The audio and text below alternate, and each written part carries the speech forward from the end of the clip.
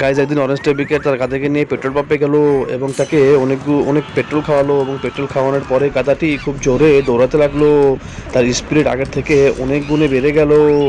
তারপরে সে এমনভাবে দৌড়ালো, তার সামনে গাড়ি টুড়ি যাই কিছু পরে সে কোনো কিছু মানলো না, সে সেগুলো ভেঙে চলে গেল। তারপরে গাধাটির স্পিড অনেক বেশি বেড়ে গেল এবং সে দৌড়াতে থাকলো। তারপরে সে এমনভাবে উড়াল দিল, সে উড়াল দিতে দিতে এক সময় আকাশে উঠতে শুরু করলো। তারপর সে অরেঞ্জ টেবিকেটটিকে নিয়ে স্পেস সেন্টারের ওখানে চলে গেল। তারপর তারা দুজন মহাশূন্যে ভাসতে থাকলো। তাদেরকে অবস্থা দেখে ক্যাপ্টেন র্যাকুন তাদেরকে তার মহাকাশ যানে তুলে নিল।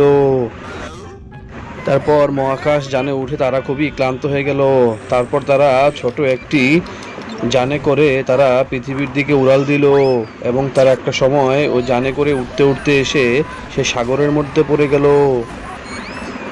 এবং সাগরের মধ্যে পড়ে যাওয়ার পরে একটি বানর তাদের দুজনকে একটি বোটে করে উদ্ধার করে নিয়ে গেল। ঠিক এমন সময় একটি বড় তিমি মাছ তাদের পিছু ছুটলো এবং তাদেরকে ধরার জন্য আক্রমণ করতে থাকলো। তারপর সারা অল্পের জন্য প্রাণে বেঁচে গেল। গাইজ, যদি ভিডিওটি ভালো লেগে থাকে তাহলে অবশ্যই চ্যানেলটি সাবস্ক্রাইব করে লাইক কমেন্ট শেয়ার করবেন।